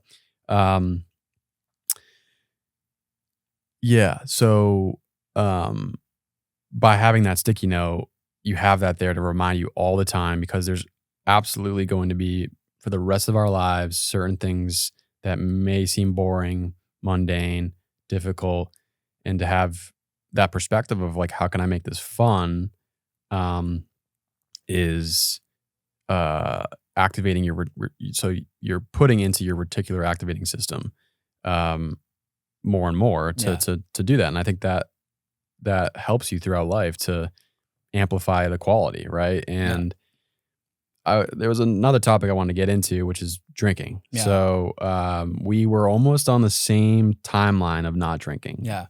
Having abstained from drinking. I think you were 1 month ahead of me at one point. Almost exactly 1 month. Yeah. Yeah. I went 15 months, and recently I drank. And what I noticed after we went to Jester King the next morning, how I felt a little kind of like shit. Like I didn't go too ham, but I got buzzed. First time drinking in 15 months. There was a reason why I abstained, because we both have had moments in our past where, it might have been fun at certain moments, then really dark. Yeah, it took it a little too far. Took it way too far. And so abstaining from it was trying to see if we could do it. For me and maybe others, drinking can almost be a crutch for you to handle difficult things. And if you can't handle difficult things sober, then I think there's an issue there. That's what I found with my experience. So abstaining was great. I have, alongside abstaining from alcohol, I felt so healthy. I mean, my mood has been even keel for a long period of time. I've even stopped with coffee from here, like certain bouts of time. Thanks for that, by the way. Yeah, you're welcome. I actually ordered. I'm drinking coffee again. It's high. That shit's good. I don't have any sponsors or affiliates, but that coffee is clean and it tastes great. For the past couple of years now, I have had this baseline, this homeostasis of just feeling healthy. And I think in a previous time in my life, when you're drinking all the time and doing all these bad habits, you're in that baseline of feeling, up and down, up and down, up and down. And you're using these things to kind of maybe cope with certain stuff. And now that I've had this baseline and homeostasis of feeling healthy, dealing with challenging things without it, when I had those drinks, I could feel like, oh yeah, this is why I don't like to drink that much, because I feel way shittier in comparison to like someone that drinks all the time. They're just like so used to the feeling. And a topic I had with a friend, his name is Zach Solomon. He was on the podcast. He stopped eating it when he was 12. He did this abstinence strategy where he stopped eating ice cream from 12 to 25, just nothing. And then he stopped drinking alcohol for 1 year recently. Yeah. And what he found, this is what he experienced, is that this wasn't self-control. And I actually just, I went to Bastrop and went to Ryan Holiday's bookshop. Yeah. I actually saw him go through it too when I bought a book there. Because I've gone there like a half dozen times, and for the first time I saw him walk through, it was kind of cool. Awesome. I didn't say anything, but I didn't want to like bug him or whatever. But I bought he's got a book series, and it's on one of the books is on self-discipline, and there's a line that I recently read, and it was there's a difference between abstaining and self-control. But he used different vocabulary. I'm trying to remember exactly, but I didn't feel like I was totally in control. I also, just because I was abstaining from it, and I also had this and I will admit that there is an environment of connection with people that you love when you have drinks in my family and within certain friend groups. And so I'm just very aware of that, right? Like not to take it too far. But so then I had beers again after the Jester King for the at this brewery down the road. I had 3 like Pilsners, low ABV. And then I was like, all right, I'm done. Went home. As I was driving back home, I was like, man, I could use a couple more. Oh no. And I literally was driving and I was like, nope, I'm not gonna. Good for you. But the temptation was there. Yeah. And I practiced that moment of self-control, like, I don't need it. Yeah. But I did want it. Yeah. I did want it. Huge. And that was by myself, right? So in moments of being with people socially, I'm going to be going back home soon, going to a wedding. Yeah. That's going to be another test. But to be honest, like, I don't really crave it as much. I used to crave it like every weekend. And so for me, this isn't just alcohol can raise your dopamine levels pretty high. I actually spoke with my buddy Bardia. His business is called the Stop Drinking Coach. He had a really difficult moment in his life where he was like an alcoholic, and what he's doing is fantastic. There's tons of people that are like feeling like their life is just drowning because they're just drinking so much alcohol. So he serves a purpose, and it's a great purpose. And he spoke to the various substances like nicotine or coffee or alcohol that can raise your dopamine levels. And alcohol like raises it 2x or more. That's why it's addicting. And then eventually you topple over and it's just, you feel like shit. And so for me, this has been a practice of self-control, self-responsibility, and having that abstinence has given me, and improving other like parts of my life, it's made it an interesting journey. And I actually even felt like my friends, not you specifically, but other friends, I was like speaking to them because they also haven't drank. Yeah. And I told them I was going to try drinking again. And I couldn't help but feel tons of shame and guilt and worry. And I was like, why? Yeah. I don't like that. Yeah. Like, it's okay to do this. And if that friend or person is like, fuck you, dude, what's wrong with you? And judges you, they're not your friend. Yeah. I mean, like, they can help you, and use their observations and judgment to be uplifting. Yeah. So it's been an interesting journey with that, like having self-control with these things. And me and you have a similar background of like, we weren't in self-control. And, yeah, it's something that it's been nice to be able to talk to you about this because you're a friend that I've been able to be like a abstinence buddy, Oh, likewise, yeah. And, this goes back. I think there's a common thread with everything that we're talking about. It's like finding balance, remaining aware, not over attaching. Cause like not drinking was tied to my self-image. I would post it on social media. I would talk about it on podcasts. And I was like, I don't really want that to be part of like my identity, and some people I get like for Barty, I mean, it kind of is, right? Because he's a coach that literally his business is called the Stop Drinking Coach. And that's absolutely needed, and this, it's been it's an interesting experiment. And I almost find myself like past 2 times that I've drank, I'm like, I don't even really, it was kind of nice in the moment, but it made me kind of tired. And the next day I like didn't sleep as well. But also in the moment with friends or special occasions, it's been fun to here and there. And I will say, it absolutely does take the edge off. Like I felt really calm after and I feel calm now. And I'm not like, it's not like I had a drink the other day or anything, but so yeah, it's just a balance of awareness, self-control, and it's been very interesting. So I want to say thanks for like being a buddy that can connect with this. Dude, likewise, man. It's when it is easier when you're going through certain, challenges or like stepping away from use to like be around people who are going through it, right? Even if the reasons are completely different, right? But I think ours were very shared, which made it great. Yeah. I admire one that you did it on your own, right? I was very fortunate. Like my abstinence from alcohol ended up longer than I expected. It was just kind of one of those like, I'm just gonna stay away from it after going crazy in Europe, where Boggy and I got sick and we were still trying to make it to like world's top 50 cocktail bars and stuff, right? I don't know why. It was just a thing, and I think that just kind of just shows you like how bad it was. I was definitely the bad influence in the relationship, right? She was fine, but when we started making like cocktail bars like a part of like our dating and everything, and I admire you because I do ask myself like, if I didn't have the support of my partner, would I have made it this far, right?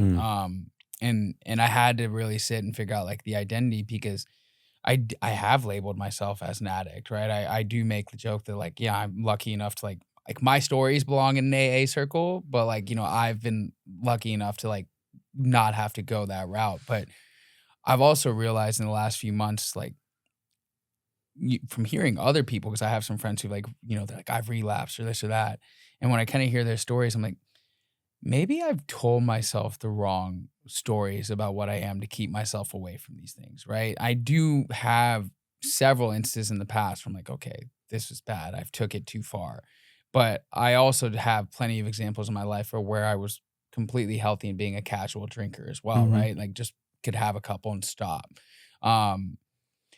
My mentor, a sales coach, I picked him because we had shared values, and one of them was sobriety for him. And there was something he posted that was like, I would rather convince myself that I'm an addict and can't use substance or alcohol, et cetera, than trick myself into thinking I can and have it go down that hole. And I think that's something that's like kind of stemmed with me. Is like I've made myself afraid to go back to these things. Because I think worst case scenario with them, right? But I've also gotten to a point where like, I don't know, it's weird. I still drink, like even when we went to Gesture King, I still drink non-alcoholic beer, right? I still like enjoy the taste, especially with like a burger or a steak. Like I do enjoy the taste of it. I'm not gonna have 6 of them, but I'll have one and enjoy it. But I have asked myself like, will I go back to these things?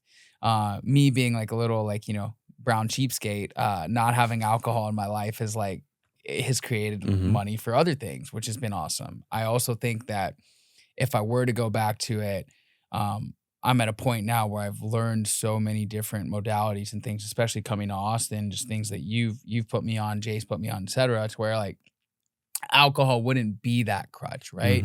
But there was a lot of investigation when I started, like, identity was lost, right? What do I do? What do you do? How do you have fun? What do you mean you go to a concert and you don't have a beer? Like, you want me to have water here? Are you out of your damn mind, right? Like, things like that, to then recognizing and sitting and saying, okay, like, why do I want to drink? Why do I want it? And realizing it wasn't the alcohol, it was just having something in my hand that actually helped me in social environments, whether that was like soda water, et cetera. And this wasn't the first time I quit drinking. I had to go back and realize, like, I've tried to quit in the past, like as far back as almost a decade ago at this time, and realizing like that's what it was switching to seltzer waters, et cetera, going through that. When it came to like smoking and things like that, realizing that when I incorporated breath work, that was kind of all it was for me. It was like deep inhales, et cetera. But it was kind of crazy to think like, okay, wait, like, how do I go from this to just and feel like I'm getting kind of that same feeling or fix, if you will. So yeah, we'll see if I ever go back to it. I admire and applaud, and it was awesome to like go to Gesture King and see you do that.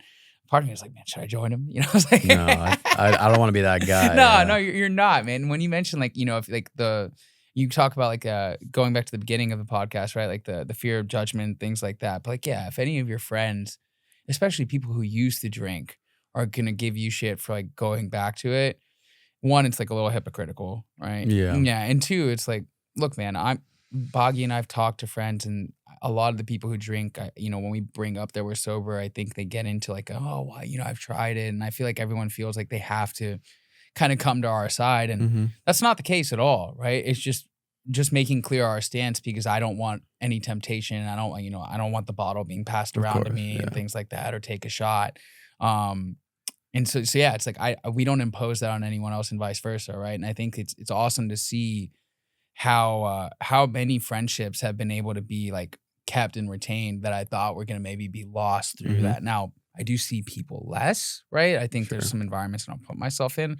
I don't miss clubs, right? And I don't miss bottle service and all these things. Like, I like having money in my account for travel and other things. But yeah, for the most part, those friendships, even with like old drinking buddies, those conversations have been better. I've had hangouts where we're like, because I'm no longer part of the drinking picture, they're not getting completely trashed either, right? Like, they're having a couple, and so like they've been better hangs, which has been cool, dude.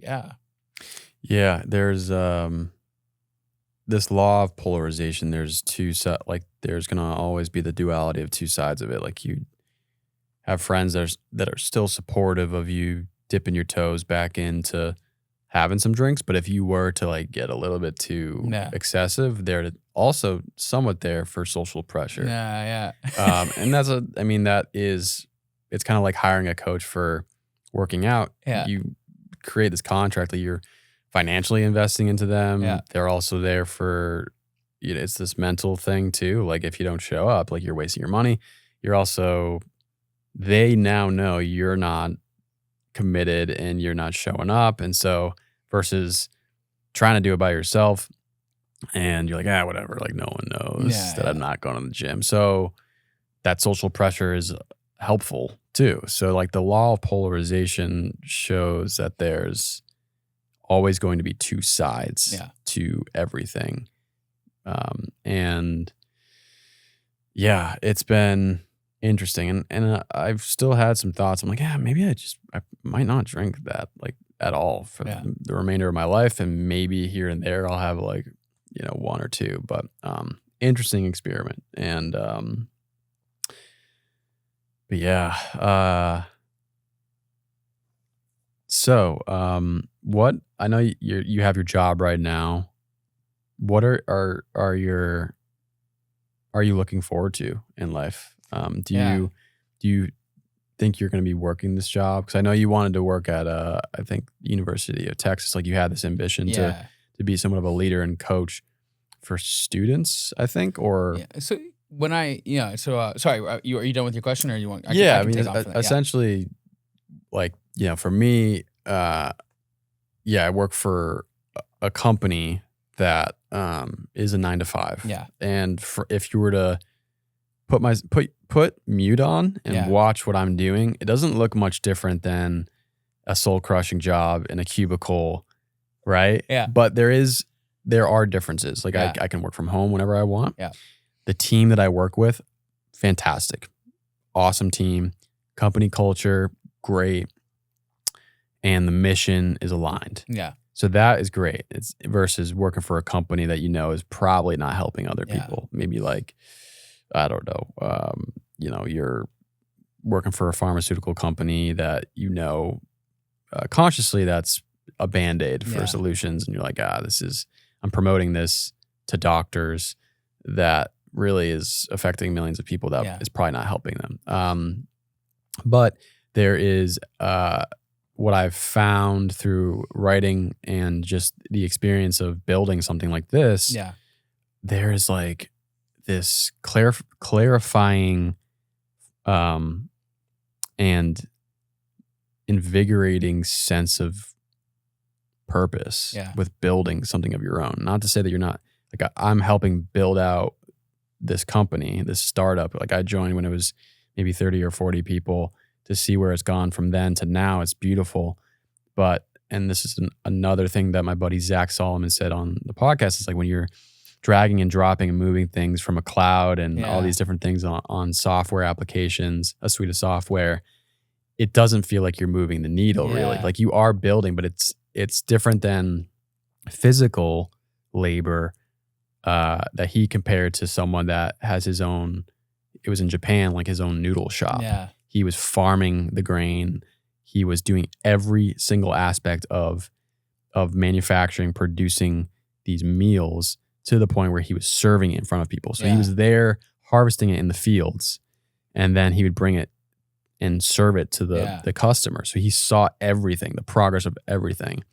And so building all this out on my own with the help, obviously, of like the studio is a huge help. Like I didn't have to buy all these cameras, and we hopped in here and it's like a couple clicks of the button and it's good to go. Live. The production is live. And then, editing and all that is getting easier. And so I'm just making all these different moves and I'm seeing it build. It's slow in the beginning, but it provides a really great sense of fulfillment versus, moving files from left to right. And still, like I do see the growth of the company and our department and all that, but there does feel like a greater sense of fulfillment with building something of your own. So I was wondering if that's something you've thought of maybe building something of your own, or if you're content with your position right now. And like, I think that's going back to the same thread of the law of polarization. There's two sides to everything. Like you can have a perspective of like, you could work this job for the rest of your life and always find fulfillment, find the fun in everything. Yeah.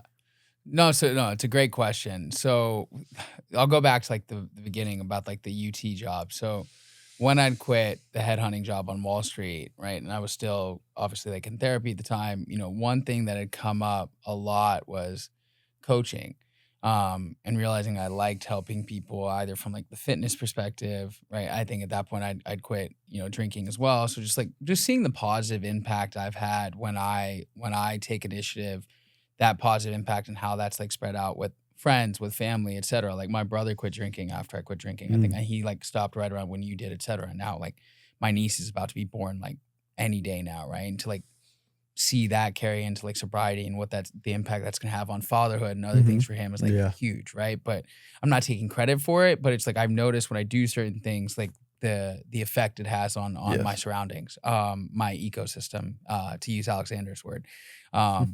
And so the coaching piece was, I didn't want to necessarily go back into sales. I didn't think that avenue was possible in recruitment on the agency side.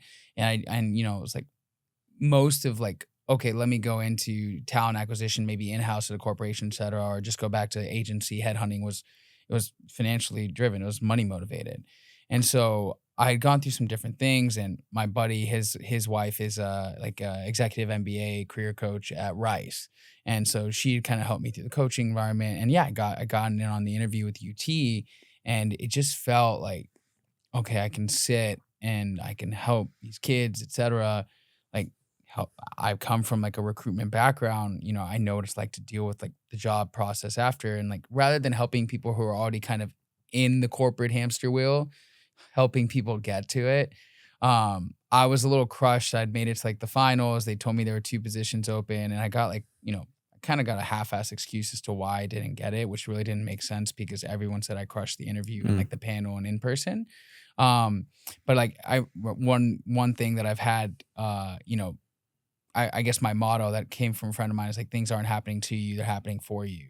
And I realized like I would have never been able to live off that salary. And like there were, joining like a state institution or right, like getting into the educational system. There's a lot of, well, they call it orange tape at UT, but there's a lot of red tape, and you couldn't take PTO the first 6 months, et cetera. And so then this job had come across with a buddy of mine who I'd said no to several times for different reasons. They wanted me to be hybrid, et cetera. I ended up taking it, and I kind of stood my ground and like got my terms to be remote, et cetera.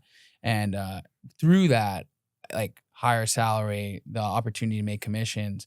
But I like this thing about learning and development, like being a learning and development coach for the company. They didn't have a US presence. It kind of just all manifested. And it was like at the same time we had the Thursday morning groups with you and Jay. I remember when we had to pivot to Auditorium Shores for a little while, I was talking to y'all about how like that came up.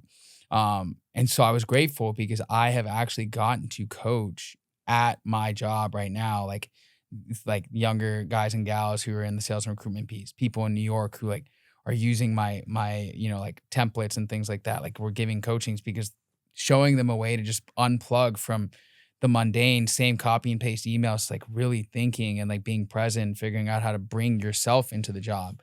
I'm not probably going to transition into that coaching role just for a number of different reasons that have come up and kind of some slowdowns in the business. But yeah, to answer your question, I could stay here and I could do this for a while. It was really like my intention was to help a buddy of mine build out the practice. And I've gotten a lot of awesome exposure as a result of it. And I've gotten to make money and, do that as well. But my mentor and I talk a lot about like going out on my own.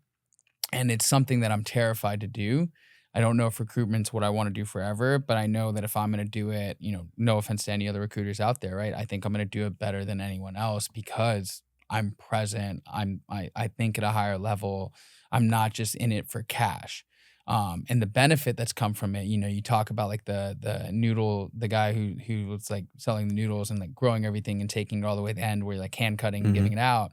I've seen that positive impact, like the people I've placed, just with one of my clients, just seeing like that positive impact on the client who's trying to increase market share and on these people. Like one of them wasn't looking, but like he's a big believer in God. And he was like, I can't think about selling for my current company after you've reached out to me, and he's at this job now. One guy whose company was going belly up, and this was like he wanted to carve his own path. He had friends at like Salesforce and one other big tech company in the PNW, and he was like, but I want to carve my own path, and he took this. And just all these different people I placed in the cool stories. But at the end of the day, I'm just helping corporations make more money, right? Like placing these people. And so it is very, what are you really changing? What's the point of all of it, right? So yeah, going out on my own is something I've considered.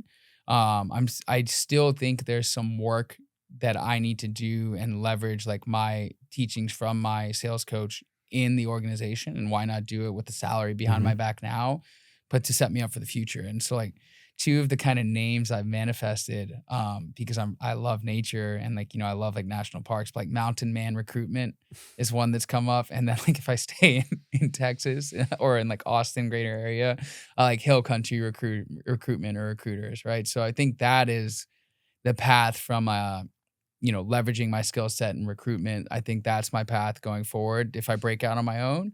But outside of that, I don't really know. Bhagia and I've talked about like her dreams having like a coffee shop in like the mountains or like near a national park and having like, books, coffee, and then maybe like a little Airbnb unit above it, right? And like that's something, I don't think I have something as defined as that. But I do know that I don't want to work for someone else for the rest of my life. And I think it's like at one point or another, you have to take that risk, right? I've seen you take risks and right, you kind of like, we joked around. I think it was like one of the morning workouts I picked you up for. You're like, it's getting a little, it's getting real with the money and things like that, and the investments and all the programs you're part of, et cetera. I don't want to get too much. I don't want to air your laundry on that, right? But just watching you have that like heart of an entrepreneur to just say like, I'm gonna double down on these things and like see you go with it, is something I admire because that first step is the hardest one for me to take. I'm sure after that I'm in it, I'll figure it out. But I can't take that first step right now, and I'm only getting older, and so that's there's that fear of that. Yeah, it's been. Yeah, thanks for sharing that. It's you'll know what decision you'll need to make. At the end of the day, that's something that you have to decide on your own and to see what's right for you. It's interesting. Making the conviction and doing this was kind of random. I just felt the call to do it. I was listening to podcasts for so long, and eventually I was like, dude, I just love listening to these conversations. It seems so fun. You can pick, like, as you evolve as a person, you can make it a business and you can speak to discussions that you are genuinely interested in, which invigorates your natural curiosity. And so you can find guests, and, I won't reveal his name, but for the first, because this whole process of starting the foundation of this, I've chosen guests that are here locally within Austin, and they're not like big time people. Maybe some of them have like a big following, but I don't gauge it off of that. I'm not picking that person because of their following. It has happened a couple times where I'm like, oh man, that could really help with my growth, because it could be in the eyes of their following and stuff. And I'm like, that is not what I want to do or operate. And I've already gotten a little test of it here and there. And I like reached out to someone that was like, there's no way this person, they've got like 1 million followers on Twitter. And I was like, I might as well just try. And because I'm going back, I'll be working remotely out of town. I was talking to Brett Ender of the Meat Mafia. He's like, he was saying it's probably going to help with your growth to start doing remote podcasts instead of in person, and then reaching out to people through the internet. So I reached out to this guy who has a big following. He's always busy. He's always doing these different things. He's been on Rogan. He's been on a lot of big podcasts, and he immediately reached out. Like, he immediately responded. It was like, let's do it. And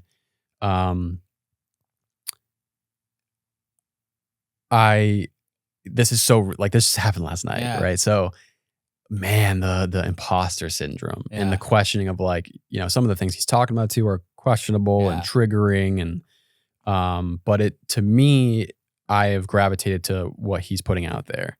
He's very courageous for what he's doing, and you want to make sure I want to make sure that I have the discernment to see if is it courage, or is he a whack job, and he's putting out propaganda, and I believe he's not. He's taking data, he's taking evidence, real life data. And so anyways, I don't want to get too in the weeds of this specific case, but getting the podcast started, man, I remember, like, even when I watch my first episode, how I remember how afraid I was. I was so fearful of doing it. And the journey has tested me. It's been humbling, absolutely humbling, a lot of humility. And at the same time, it's provided me more self-conviction and self-confidence to carry on and do this. I mean, today it's been interesting. I've been super calm with you. I think that's a compliment to you. But I did a podcast with Brett the other day of the Meat Mafia, and I was like still pretty nervous. I was also brushing off the dust, because I usually enter and prime my brain and my body before I get into the studio by working out, doing an intense workout. Haven't been doing that, so I'm like, oh well, I won't be as optimized, and that didn't even matter. That fear itself can compromise you, and so it's really been a building something of your own, man. It's provides a lot of fulfillment and freedom. I had Alex on, Concepcion, and he talks about his book and the survival guide for entrepreneurs. And what did he say? So I asked him behind the why of the book and like being an entrepreneur, and he said there is a real big point of sovereignty. You despite me being aligned with the company culture that I'm with, you still, to a degree, are restricted with being somewhat conformed to that culture. And to a degree that has taught me a lot of things, to be more professional, to not let my emotions flare or go off topic, or I've learned a lot from very intelligent and inspirational and creative people from this job. And but yeah, when you do something like this, or your own recruiting firm, you do find a sense of freedom by the way that you can choose. And once again, the law of polarization, like you are your own boss. Like you are literally, like your boss isn't telling you when you can take a break, or not always. I mean, you can find mentors if you are an entrepreneur, but it is, it's a double-edged sword. And so I mean, from experience, it's the opportunity too with the internet is like endless, right? And so I mean, I'm fully supportive of you doing your thing, and it's been so fun, and also very, very challenging. But it's dope. Like you bring up Alexander, right? And so he and I don't know if I shared this with you, like he and I go back to the Penn State days. He was actually you right? Yeah. He was my next door neighbor in summer session when we got to Penn State, like 2 doors down. Wow. And so like I randomly, when I moved to Austin, I randomly saw this guy at Whistler's. I was like, it looks awful. I was like, it can't be. I was like, that was Pennsylvania. He's from Florida. And of course, being a recruiter, I just went on LinkedIn real quick and typed in Alexander Concepcion. And I'm like, oh crap, it's him. So like I went up to him in the middle of it. And that kind of getting into like how I met you, et cetera, it all really started with him. It's kind of crazy you bring that up. Because he introduced me to Hutch. And then when Hutch came by, right, Tuesday Talks, then you. So it's his as he calls your coin term, Alexander, the homie sphere, right? Like by plugging me into that, like one connection made all the difference. But he uses the term sovereignty a lot, and seeing that with him, seeing that with my sales mentor, seeing that with Chris now, seeing that with you heading down that path. People like Danny, people like Lauren who have their ventures, even Hutch on his path, Jay. It's like like Austin is clearly sending a message that like you can walk in your own, you can walk your own path. You can be successful at it. You can have a level of fulfillment that you otherwise, I don't think, would get anywhere else. And like, it's all possible if you're just willing to go through it. But I know everyone has also had to walk through, right? It's like the first words of Alexander's book, like through darkness, light, right? And that darkness, like that is the number one thing I've realized, is that every person in that circle that I mentioned, there's darkness before there's light, right? And so it's like, for me, it's just, I keep trying to prep myself for this darkness, when you realize like you just gotta step in this shit, right? Anything I've tried to prep or avoid in my life, I mean, little things like a trip to Colorado, right? I ended up splitting my head open on my 30th birthday off of like fainting onto a door hinge, right? And people are like, oh, like maybe you went skiing or snowboarding or something epic. Like, no, just like in all the measures I take to protect myself in life, shit still happens, right? Darkness still happens. And so I think it's just like a constant reminder, man. But that's funny. One thing I want to ask you, are we good on time? Yeah, we're good. One thing I did want to ask you, dude, I know you kind of got me in the hot seat, but we've talked a lot about like slowing down, and I've seen you double down on the podcast and the purpose now. And you've obviously had a lot of like time and solitude with the injury and stuff, but like going back to it, right? There's this, I guess, like newfound inspiration for it, but like getting into the fun factor, right? I know that's one thing that you were like looking to add into your life. And I was curious, just like with everything you're doing, like what are ways that you were like, especially once you come back from the injury, like what are ways that you are looking to like add fun into what you're doing, whether it be the job, the podcast, the gym, et cetera, et cetera. It's a good question. I think that's a ongoing self-discovery. As I stated before, this injury has forced me to slow down, and I would, need to admit that I'm not doing the best job to slow down, but definitely have slowed down. I didn't do anything with the podcast, didn't do any recordings in the studio, didn't touch editing, didn't, create any content. So I was able for a couple months to not do that and just focus on the 9 to 5, and off the 9 to 5, just kind of chill out. still was kind of looking at my phone, some of the habits of like looking at social media, still filling my mind with books, but I've been able to, through not filling myself with, focus intensive activities, I've been able to kind of lower the tension within my body and my mind. And through that, I've been able to see the value of rest. So by resting and realizing through retrospect, like looking back of how I was taking things a little bit too seriously because I was, I wanted to stay committed to myself, but that sacrificed some of the fun. And so, by writing, I've been writing. I've been, even this conversation is solidifying the neurons in our brain and to remember to have fun. And trying to maintain activities to do different things. So when I go back, when I'm fully recovered, I hope to, do like different activities, like whether it's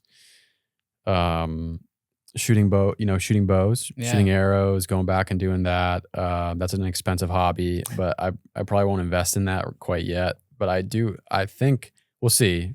Want to maybe invest in that and then disc golf. I want to go back to disc golf. I used to play it all the time when I was a teenager. Alex has been playing with Hutch a lot. I wasn't doing that. So finding different activities and doing these different like exercises, like the note that you had every morning to remember to not take things too seriously. So yeah, I think that's kind of like an ongoing thing. Yeah. Like I feel a sense of calm right now because I was kind of in this constant state of tension. But ever since I've been able to take a little bit of a break, I think that, looking back, there's different phases of life that serve a purpose. And honestly, I wouldn't take back this the previous phase of tension and internal turmoil and maybe being a little bit too serious, because I was able to see, like, if that's prolonged for too much, like you can see in my spirit and my energy and my character, like Alex said on the previous podcast, you can see it in people when they just don't have fun. Yeah, you can see it in them. So I think through time, once I recover, I'm gonna try to practice different activities, and then like I was trying to have the cadence of doing this every single week. Who gives a fuck? Just skip it every once in a while. Like skip it, and then you can not release one episode and just like catch up a little bit, but then like go out and do something. And I want to make it a habit to spend time with like friends like you and Chris and Hutch and different people, and have really no agenda and like no optimization, focus, and just like find things that I genuinely think are fun. Like I do want to go back. I was thinking about trying to camp. I know Zach's been doing that. I would love to go join one of those and be in nature more. So I haven't been able to really walk. So I haven't been in nature as much. So it's little things like that I think doing that will also, I think, help with accomplishing things that I'm looking forward to. Like I do want to start a family in the future. I think there's a quote that I'm writing another blog. And Naval Ravikant, he says, he gives the advice of following your natural intellectual curiosity, but you can't find it directly. I think what he means by that is, or the way that I was able to explain it is, I became so fascinated with self-improvement, Bitcoin, and different things by just finding it and discovering it, not by like, I need to just, like I felt, because I was feeling pain, I happened to stumble upon a podcast and I was like, oh wow, that clicked. And so I gravitated towards that. I wasn't like, there's something to directly trying to find things. that may make it more difficult, and it's just not as natural. And so finding hobbies that I genuinely enjoy, you go out and you do them. It's like, that's how you find a partner. Yeah. You might find a partner just naturally. And like these dating events, it's like everybody's going there directly for the intention. Yeah. And I'm like, it's been fun and it's been an interesting experiment. And I might do it again, but there's something to like, I don't know, I think that when you're naturally flowing with your friends and different hobbies that you genuinely like, and you're not forcing anything, like things unfold in a way that organically, will be long lasting. And so, that was a long-winded answer to how I'm like trying to immerse back into like finding the fun. A lot of thoughts there, dude. Yeah. But it's ongoing process, and just trying to remind myself. Like last night I was editing, and there's certain things while I was editing that were like fucking bugging me because this thing wasn't working, and I eventually just started laughing. By myself. I was getting mad, and then I just started laughing, and I was like, whatever. So just finding that attitude and like humor. I eventually would like to have comedians on the show. So my dad has always been naturally funny. Yeah. Always. Like it's just like effortless for him. Even in the shitty, weird moments, the challenging moments, he's a clown. And I was I think I've expressed with you, I mean, we've only known each other for a year, but I mean, like I was always a goofball. Yeah. Like I was naturally just like comedian and class clown, which also got me in trouble. Yeah. Multiple times kicked out of class or whatever, or made the class blast out with laughter. Yeah. And I can still, I still do that, but I'm at a phase in life where, we kind of just, I focused on improving, and it's like, okay, and we've already touched upon this in this episode and this conversation, but like now it's like, all right, take a step back and just fucking have more fun and so humor is a big, and I think you said you were trying to do stand-up comedy, improv and stand-up. I went down that road. Like I've noticed improv, like doing it with a group, I was something that I discovered kind of first by accident. I was using it as a segue to get into like, solo stand-up. But I realized like improv and the group thing, kind of doing it live, was like a lot cooler and came more naturally. Whereas like stand-up and like the planning and rehearsing was like something that I took that class and I didn't feel as into it, right? Yeah, dude, you have. Sorry, I didn't mean to take over this, but I've noticed through my interactions with you, from when we've had you over to dinner to like the Fortnite nights to like going out for your birthday, like, yeah, you're. I feel like you are having a lot more fun, right? Like I see it, right? Yeah. I think there's just like an appreciation for things, and not to say it wasn't there, right? But I think I just noticed it a lot more, and it's so like you doing the work and you sitting in solitude with the breath work and things like that, and kind of figuring out what you want, like. Even like that you released on like the little music pad, there was one like you do your own renditions and stuff, and like playing the guitar and all these things, like it's definitely there, man. It's a big piece. Having fun is a big piece, but you definitely have a sense of humor. We talked about like the Jim Carrey stuff and some of the things you post, like you got a funny side to you, man. Like I said, I don't think the world sees it as much, but like I'm glad through our interactions that I have been able to get to see that side of you, right? Because I don't know, I just love being goofball, right? Yeah, like makes things interesting. Well, man,